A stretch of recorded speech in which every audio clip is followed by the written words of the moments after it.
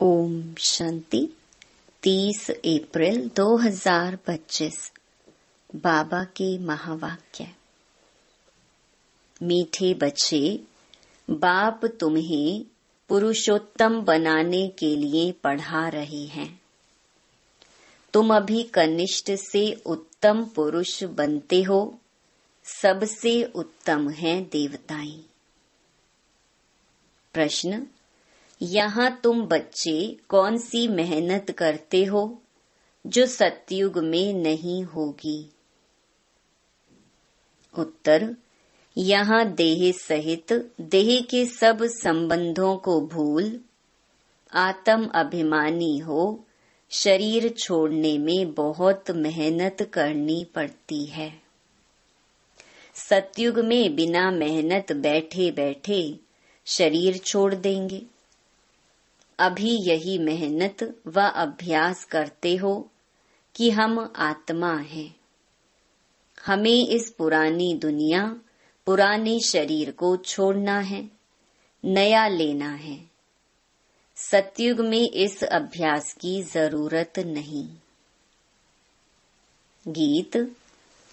दूर देश का रहने वाला आया देश पराई। ओम शांति।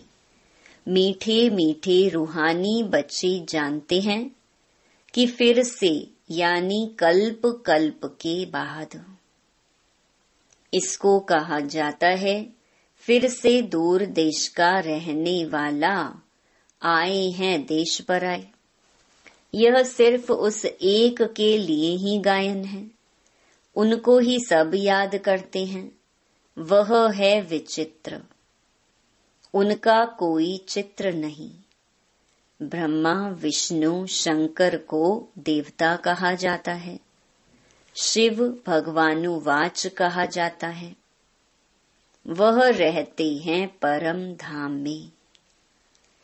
उनको सुख धाम में कभी बुलाते नहीं, दुख धाम में ही बुलाते हैं। वह आते भी हैं संगम युग पर। यह तो बच्चे जानते हैं सतयुग में सारे विश्व पर तुम पुरुषोत्तम रहते हो। मध्यम कनिष्ठ वहां नहीं होते। उत्तम ते उत्तम पुरुष यह श्री लक्ष्मी नारायण है ना। इन्हों को ऐसा बनाने वाला श्री श्री शिव बाबा कहेंगे। श्री श्री उस शिव बाबा को ही कहा जाता है। आजकल तो सन्यासी आदि भी अपने को श्री श्री कह देते हैं। तो बाप ही आकर इस सृष्टि को पुरुषोत्तम बनाते हैं। सतयुग में सारी सृष्टि में उत्तम ते उत्तम पुरुष रहते हैं। उत्तम ते उत्तम और कनिष्ठ से कनिष्ठ का फर्क इस समय तुम समझते हो। कनिष्ठ मनुष्य अपनी नीचाई दिखाते हैं। अभी तुम समझते हो हम क्या थे। अब फिर से हम स्वर्गवासी पुरुषोत्तम बन रहे हैं। यह है ही संगम युग। तुमको खातिरी है कि यह पुरानी दुनिया नई बननी है। पुरानी सो नई, नई सो पुरानी जरूर बनती है। नई को सतयुग, पुरानी को कलयुग कहा जाता है। बाप है ही सच्चा सोना, सच कहने वाला। उनको ट्रुथ कहते हैं। सब कुछ सत्य बताते हैं। यह जो कहते हैं ईश्वर सर्वव्यापी है, यह झूठ है। अब बाप कहते हैं झूठ ना सुनो। Hear no evil, see no evil. राज विद्या की बात अलग है। वह तो है ही अल्पकाल सुख के लिए। दूसरा जन्म लिया फिर नए सिर पढ़ना पड़े, वह है अल्पकाल का सुख। यह है 21 जन्म 21 पीढ़ी के लिए। पीढ़ी बुढ़ापे को कहा जाता है। वहां कभी अकाले मृत्यु नहीं होता। यहाँ तो देखो कैसे अकाले मृत्यु होती रहती है, ज्ञान में भी मर जाते हैं। अभी तुम काल पर जीत पहन रहे हो, जानते हो वह है अमर लोक, यह है मृत्यु लोक। वहाँ तो जब बूढ़े होते हैं तो साक्षात्कार होता है, हम यह शरीर छोड़ जाए बच्चा बनेंगे, बुढ़ापा पूरा होगा और शरीर छोड़ देंगे। नया शरीर मिले तो वह अच्छा ही है ना। बैठे बैठे खुशी से शरीर छोड़ देते हैं। यहाँ तो उस अवस्था में रहते शरीर छोड़ने लिए मेहनत लगती है। यहाँ की मेहनत वहाँ फिर कॉमन हो जाती है। यहाँ देह सहित जो कुछ है सबको भूल जाना है, अपने को आत्मा समझना है, इस पुरानी दुनिया को छोड़ना है, नया शरीर लेना है। आत्मा सतो प्रधान थी तो सुंदर शरीर मिला, फिर काम चिता पर बैठने से काले तमो प्रधान हो गए तो शरीर भी सांवरा मिलता है, सुंदर से श्याम बन गए। कृष्ण का नाम तो कृष्ण ही है, फिर उनको श्याम सुंदर क्यों कहते हैं? चित्रों में भी कृष्ण का चित्र सांवरा बना देते हैं, परंतु अर्थ नहीं समझते। अभी तुम समझते हो सतो प्रधान थे तो सुंदर थे, अभी तमो प्रधान श्याम बने हैं। सतो प्रधान को पुरुषोत्तम कहेंगे, तमो प्रधान को कनिष्ठ कहेंगे। बाप तो एवर प्योर है, वह आते ही हैं हसीन बनाने, मुसाफिर है ना। कल्प कल्प आते हैं, नहीं तो पुरानी दुनिया को नया कौन बनाएंगे।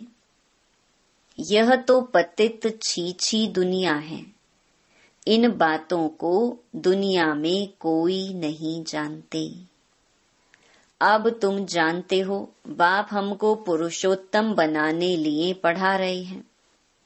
फिर से देवता बनने लिए हम 100 ब्राह्मण बने हैं। तुम हो संगम युगी ब्राह्मण। दुनिया यह नहीं जानती कि अब संगम युग है।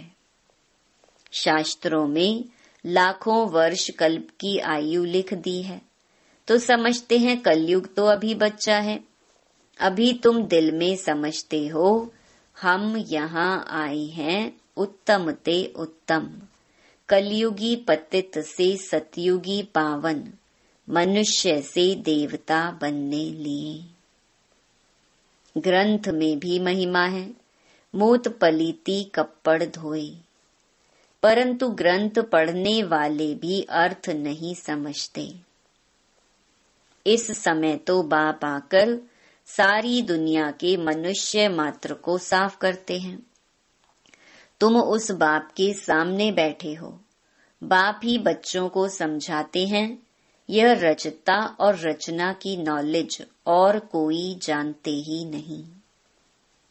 बाप ही ज्ञान का सागर है, वह सत्य है, चैतन्य है, अमर है, पुनर्जन्म रहित है, शांति का सागर, सुख का सागर, पवित्रता का सागर है। उनको ही बुलाते हैं कि आकर यह वर्षा दो। तुमको अभी बाप 21 जन्मों के लिए वर्षा दे रहे हैं। यह है अविनाशी पढ़ाई, पढ़ाने वाला भी अविनाशी बाप है। आधा कल्प तुम राज्य पाते हो, फिर रावण राज्य होता है। आधा कल्प है राम राज्य, आधा कल्प है रावण राज्य। प्राणों से प्यारा एक बाप ही है, क्योंकि वही तुम बच्चों को सब दुखों से छुड़ाए अपार सुख में ले जाते हैं। तुम निश्चय से कहते हो वह हमारा प्राणों से प्यारा पारलौकिक बाप है। प्राण आत्मा को कहा जाता है। सब मनुष्य मात्र उनको याद करते हैं, क्योंकि आधा कल्प के लिए दुख से छुड़ाए शांति और सुख देने वाला बाप ही है, तो प्राणों से प्यारा हुआ ना। तुम जानते हो सतयुग में हम सदा सुखी रहते हैं, बाकी सब शांति धाम में चले जाएंगे। फिर रावण राज्य में दुख शुरू होता है। दुख और सुख का खेल है। मनुष्य समझते हैं यहाँ ही अभी अभी सुख है, अभी अभी दुख है, परंतु नहीं। तुम जानते हो स्वर्ग अलग है, नरक अलग है। स्वर्ग की स्थापना बाप राम करते हैं, नरक की स्थापना रावण करते हैं, जिसको वर्ष वर्ष जलाते हैं। परंतु क्यों जलाते हैं, क्या चीज है, कुछ नहीं जानते। कितना खर्चा करते हैं, कितनी कहानियां बैठ सुनाते। राम की सीता भगवती को रावण ले गया। मनुष्य भी समझते हैं ऐसा हुआ होगा। अभी तुम सबका ऑक्यूपेशन जानते हो। यह तुम्हारी बुद्धि में नॉलेज है। सारे वर्ल्ड की हिस्ट्री ज्योग्राफी को कोई भी मनुष्य मात्र नहीं जानते होंगे, बाप ही जानते हैं। उनको वर्ल्ड का रचयिता भी नहीं कहेंगे। वर्ल्ड तो है ही, बाप सिर्फ आकर नॉलेज देते हैं कि यह चक्कर कैसे फिरता है। भारत में इन लक्ष्मी नारायण का राज्य था, फिर क्या हुआ? देवताओं ने कोई से लड़ाई की क्या? कुछ भी नहीं। आधा कल्प बाद रावण राज्य शुरू होने से देवताएं वाम मार्ग में चले जाते हैं। बाकी ऐसे नहीं कि युद्ध में कोई ने हराया, लश्कर आदि की कोई बात नहीं। ना लड़ाई से राज्य लेते हैं, ना गंवाते हैं।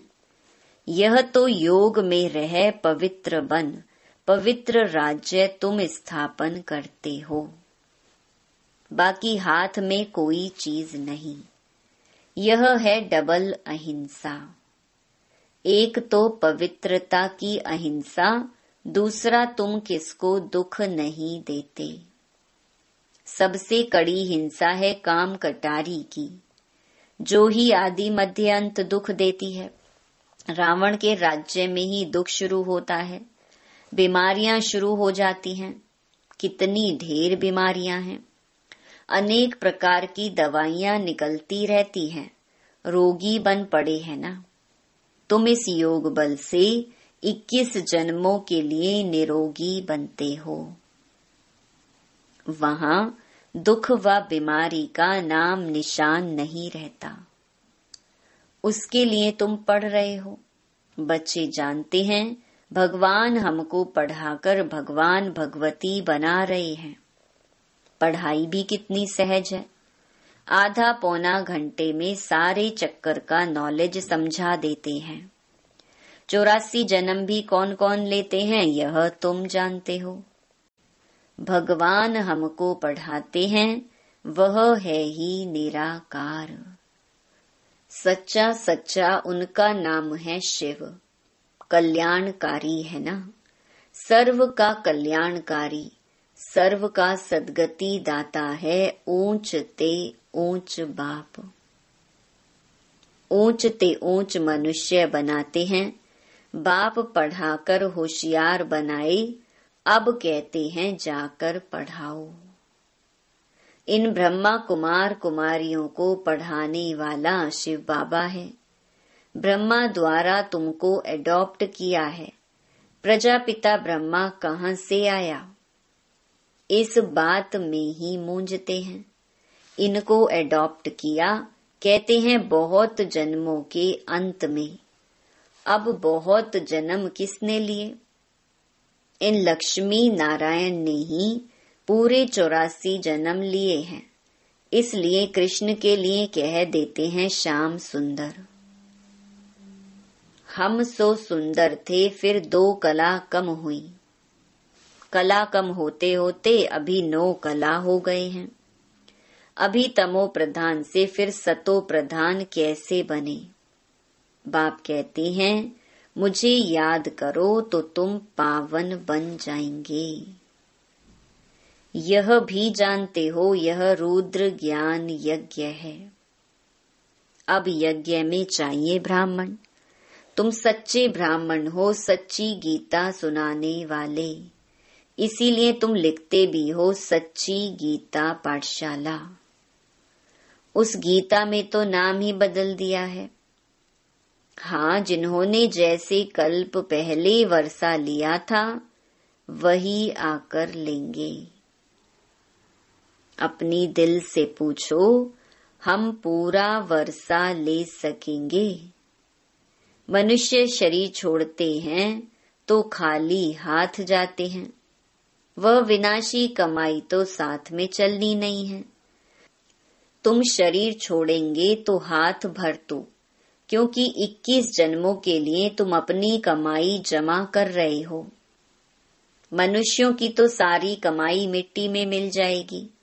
इससे तो हम क्यों ना ट्रांसफर कर बाबा को दे देवें। जो बहुत दान करते हैं वह तो दूसरे जन्म में साहूकार बनते हैं, ट्रांसफर करते हैं ना। अभी तुम 21 जन्मों के लिए नई दुनिया में ट्रांसफर करते हो। तुमको रिटर्न में 21 जन्मों के लिए मिलता है। वह तो एक जन्म लिए अल्पकाल के लिए ट्रांसफर करते हैं। तुम तो ट्रांसफर करते हो 21 जन्मों के लिए। बाप तो है ही दाता। यह ड्रामा में नूंद है। जो जितना करते हैं वह पाते हैं। वह इनडायरेक्ट दान पुण्य करते हैं तो अल्पकाल के लिए रिटर्न मिलता है। यह है डायरेक्ट। अभी सब कुछ नई दुनिया में ट्रांसफर करना है।